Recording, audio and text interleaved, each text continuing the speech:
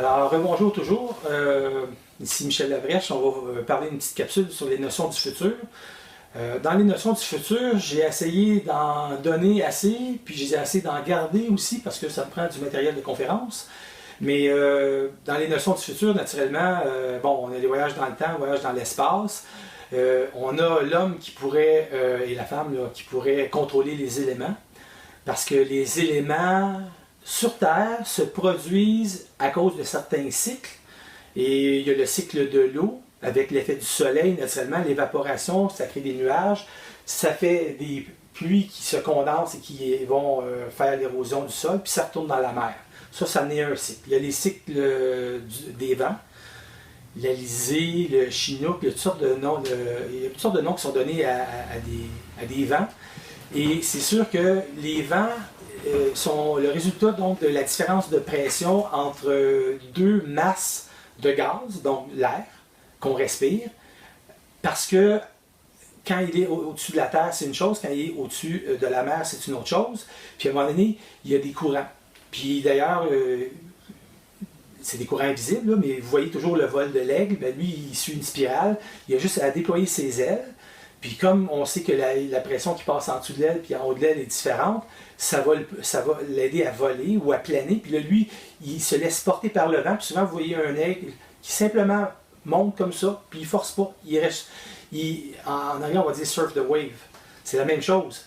Alors, une vague, ça à cause naturellement de l'attraction des masses, puis l'eau avec la Terre, la gravité puis la Lune. Mais c'est sûr et certain qu'il y a des énormes vagues, exemple à Hawaï, puis des places comme ça. Puis il y a des vagues qui vont sur des kilomètres de long. Là. Il y a un nom, un de mes amis qui m'a dit ça, ça ressemble à Marrakech ou quelque chose comme ça. Là. Et vous irez voir, là, mais il y a des vagues, puis il y a 5 ou 6 places dans le monde là, où il y a des vagues, là, que c'est sur 20 km que la vague, on peut la surfer. Alors, c'est évident que si on apprend à rester en équilibre sur notre planche, tout ce qu'on a à faire, c'est être en équilibre. Et d'ailleurs, j'ai vu une vidéo fort impressionnante sur YouTube où un couple, en tout cas acrobatique, sont deux sur la planche et ils surfent avec une caméra au bout du surf et ils font des positions de style de patinage artistique là, dans les airs.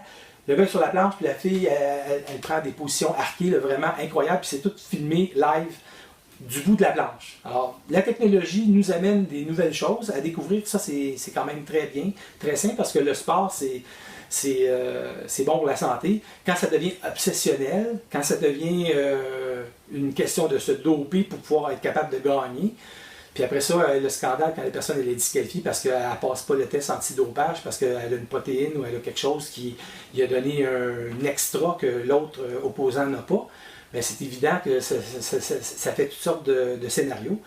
Mais c'est sûr que, donc, parler aux animaux, ça, c'est une chose qui est très Dr. Dolittle, là.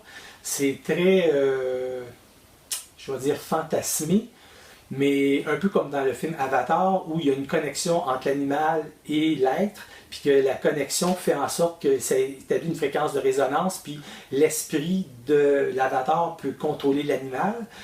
Moi, je dis que ça va se faire, mais il n'y aura pas besoin de connexion. C'est pas comme dans The Matrix où on a une prise en arrière et qu'on est connecté. C'est plutôt être capable d'entrer en synchronicité, en connexion télépathique, suivant une fréquence de résonance qui va contrôler l'animal. Mais là, pour ça, il faut comprendre c'est quoi un animal, puis d'où tire le comportement intelligent. Alors, les hommes qui meurent, dans ma conception, dans ma compréhension, les hommes et les femmes, l'humanité, quand ça meurt, ça s'en va dans le monde astral et ça se réincarne. Mais quand c'est dans l'astral et que ça a absorbé son expérience, il y a des temps de séjour, il y a des temps où on doit attendre la prochaine incarnation. Et comme tout sert, c'est un peu comme du compost universel. L'être qui est dans l'astral a perdu la connexion avec son esprit, avec sa source. Elle n'a plus son corps physique, elle n'a plus son corps vital, elle n'est calme, expérimentale, expériencée, et cette âme-là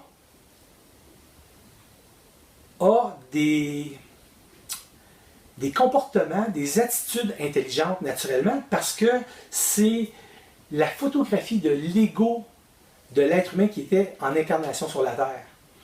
Alors, naturellement, cette âme-là se retrouve à un niveau vibratoire qui correspond au degré d'expérience intégré qu'elle a bien assimilé. Et lorsqu'elle est dans ce niveau-là, c'est bien évident que l'âme va servir d'intelligence artificielle aux animaux. Alors, plus un animal est évolué, plus il a un cerveau évolué. Exemple, celui de la baleine, il pourrait être vraiment très très gros. Celui du dauphin il est un peu plus gros que celui des humains. Le singe est un peu plus petit. Le cheval, c'est quand même pas si pire. Si on va des animaux comme les hippopotames, puis les loups, puis après ça on descend, c'est moins. Naturellement, il y a des comportements animaux comme celui des insectes, les guêpes, qui vont aviser l'essaim en décrivant, en faisant une boucle où se trouvent, exemple, les fleurs qu'il a découvert à 1 km de là. C'est intelligent la vie. Les fourmis qui se parlent entre eux autres, puis les colonies de fourmis, à plusieurs se mettent, ils vont soulever des masses alimentaires 10 fois puis 100 fois le poids corporel de leur propre unité. C'est évident que ça, c'est des niveaux de conscience. Alors, sur la Terre, il y aurait, parce que moi je suis pas capable de vérifier ça, mais je l'ai lu ça quelque part, là, il y aurait environ une cinquantaine de niveaux d'intelligence, puis une cinquantaine de dimensions d'énergie. Alors, des niveaux d'intelligence, on parle de la fourmi, c'est une affaire, le chien, c'est une affaire, l'homme, le dauphin, la baleine. Il y a peut-être d'autres êtres aussi qui habitent la Terre dont on n'a pas connaissance parce qu'on ne vibre pas à la même fréquence. Pensez aux ailes du colibri qui vibrent à 66 secondes. On ne les voit pas, on entend juste le bourdonnement, une espèce de hum. D'ailleurs, en anglais, on appelle ça un hummingbird. Okay? Parce que quand ça passe proche, ça fait vroom. Mais si vous voyez avec une caméra au ralenti, vous voyez vraiment que le colibri va faire du vol suspendu, mais il est capable, lui, de bouger comme ça parce que c'est tellement rapide qu'il contrôle parfaitement la direction qu'il veut donner donc à son corps. Les hirondelles, d'ailleurs, ils sont très, très habiles à le faire parce que les hirondelles, là, s'ils rencontrent, exemple, un obstacle, puis ils filent à, je sais pas moi, 40 km à l'heure, ben, à moins de, peut-être, je sais pas moi, un demi-mètre, là, vous vérifierez, là, mais est capable de, dévier puis contourner parce que c'est vraiment très, très agile dans l'air. Alors, c'est sûr et certain que quand on parle des niveaux d'intelligence puis de ces choses-là, ben, si on est capable, en tant qu'être humain, de connecter dans l'astral avec la source intelligente qui anime l'animal, on va être capable d'imposer notre volonté réelle sur cette intelligence artificielle-là qui contrôle l'animal. Puis l'animal, au lieu d'être contrôlé par cette intelligence artificielle-là, va être contrôlé par nous. Fait que finalement, il va y avoir une espèce de substitution qui va se faire. Puis à ce moment-là, quand on voit dans les films, là, exemple Neptune, le roi de la mer, là, qui parle aux baleines, puis il parle aux narvals, puis aux dauphins, puis etc., là, ben, c'est à peu près ça. Là. Dans le sens que si tu as la capacité de générer une longueur d'onde spécifique qui correspond exactement à ce qui contrôle l'animal, ben, à ce moment-là, c'est sûr et certain que tu vas être capable d'avoir une emprise saine sur cet animal-là. Puis, à ce moment-là, ben, tu vas pouvoir les avoir de ton côté. Et donc, il n'y aura plus vraiment d'animaux qui vont être dangereux pour toi parce que si tu es confronté, tu vas pouvoir faire un petit peu là, à la Crocodile Dundee, là, puis finalement là, endormir l'animal ou qui ne t'attaque pas. Là, donc, contrôler les éléments, parler aux animaux, voyager dans le temps, dans l'espace, contacter nos frères d'outre-espace. En fait, c'est eux autres qui vont plutôt nous contacter. C'est pas nous autres qui vont les contacter parce qu'ils sont bien en avance sur nous autres. Et ils n'ont pas le droit d'interférer. Puis tellement que ceux qui viennent, là, c'est comme dans le film de Goonies, là, c'est des gens, des êtres qui ne sont pas autorisés par la milice céleste à faire ce qu'ils font, mais il y a toujours comme des exceptions, puis des gens qui traversent la muraille, puis qui viennent faire des expériences, puis ça devient expérimental. Puis peut-être que c'est laisser aller et laisser faire par ceux qui supervisent ça, parce que ça fait un phénomène, puis ça tranquillement fait un upgrade, c'est-à-dire que ça montre les gens à avoir une ouverture vers rencontre du troisième type, E.T., etc. Il y a peut-être des choses qui s'en viennent, puis que là, comme les gens sont beaucoup plus ouverts, mais quand ça va arriver, ils vont être moins décoiffés par ce contact-là. C'est sûr que c'est pas... c'est des individus au début qui vont être contactés, puis après ça, ça va être des représentants de certaines masses, puis ça ne sera peut-être pas nécessairement la masse politique ou gouvernementale ou même scientifique qui sera contactée, ça sera des individus qui représentent la conscience sur la Terre. Alors, il y a des gens qui vont être en synchronicité, qui vont être en résonance avec d'autres, puis qui vont être capables de se télépathiser entre eux autres. Donc, la télépathie va faire partie des pouvoirs de l'esprit, et ces êtres-là vont être capables de communiquer à grande distance entre eux autres, sans aucun moyen de communication.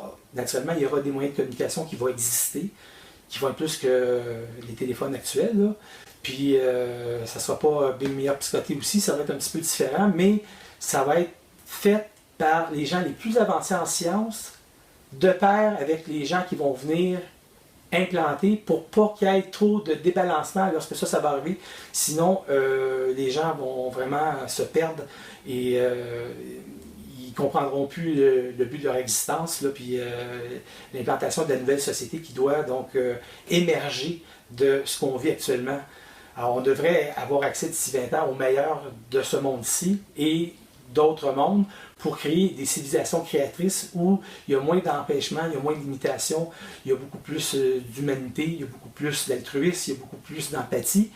Parce que c'est ça, dans le fond, qu'il faut faire, parce que quand on est vivant, on est là donc pour amener notre âme à terme, pour qu'elle soit capable de s'immortaliser et qu'un jour, la personne devenue consciente à un degré tel qu'il n'aura plus besoin de corps physique pour véhiculer sa conscience. Alors, ça va correspondre à ce qu'on appelle la fin des temps, ou le paradis terrestre, ou le paradis en soi, ou le ciel à la fin du monde.